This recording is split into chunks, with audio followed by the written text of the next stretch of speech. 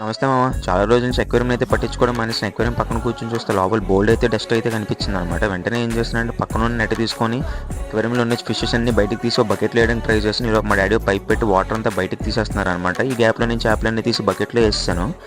బకెట్లో వేసిన తర్వాత లోపల చూస్తే బోల్డ్ అంత డస్ట్ అయితే ఉంది మామ. లోపల మెటీరియల్స్ అన్ని బయటకు తీసిన లోపల మా డాడీ జగ్గుతో వాటర్ అయితే తోడు క్లాత్తో క్లీన్ చేస్తారు.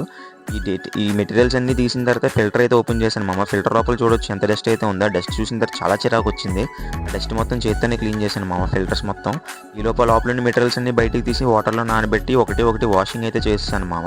వాషింగ్ అంతా అయిపోయిన తర్వాత మళ్ళీ అలా ఉన్న మెటీరియల్స్ అన్ని అలా ప్లేస్ చేసి పెబల్స్ అయితే లోపల వేస్తాను మామ.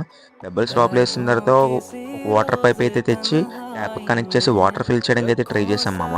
మా డాడీ ఈలోపు వాటర్ ఫిల్ చేస్తున్న గ్యాప్లో నేను బకెట్లో ఉన్న ఫిషెస్ అయితే నెట్తో తీసి అక్వేరియంలో వేయడానికి ట్రై చేసి ఫిషెస్ అన్ని నెమ్మదిగా అక్వేరియంలో అయితే వేస్తాను మామ. చూడొచ్చు మీరు ఫ్రెష్ వాటర్లో చేపలు ఎంత హాయిగా ఎత్తున్నాయో. మళ్ళీ నెక్స్ట్ వీడియోలో కలుద్దాం.